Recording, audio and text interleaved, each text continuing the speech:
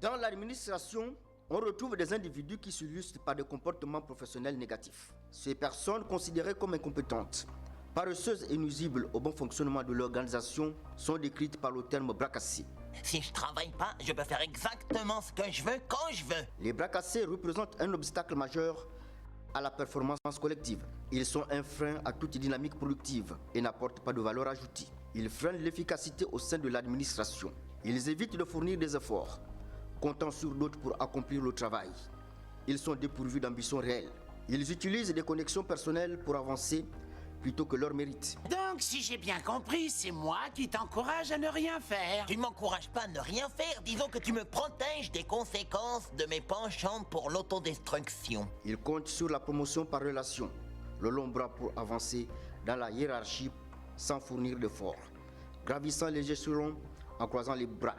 Ils ont un comportement opportuniste, cherchent des moyens d'obtenir des postes ou des promotions sans investir d'efforts significatifs.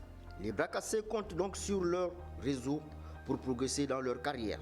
Ils peuvent agir comme des freins à l'avancée des agents plus performants en cherchant à les déstabiliser. Leur présence peut démoraliser les éléments compétents et créer un environnement de travail toxique. Ils sont perçus comme un obstacle à la performance collective, souvent absents ou peu engagés, peu productifs. Ils réclament néanmoins des récompenses, les premiers à réclamer des avantages qu'ils ne méritent pas.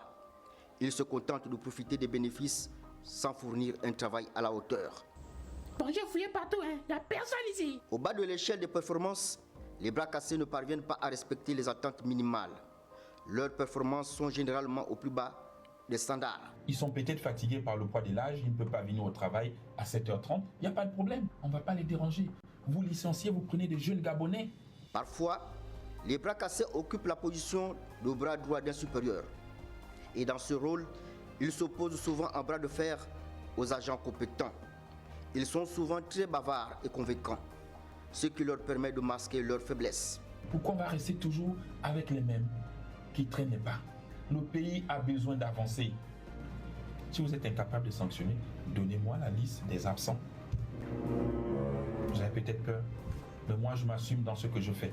Malgré leurs belles paroles et leur aisance à s'exprimer, leur présence peut nuire à la morale et à l'efficacité globale de l'équipe. C'est pour ton plus grand bien que je te jette dehors. Un bras cassé est comme un verre cassé qui peut néanmoins être recyclé.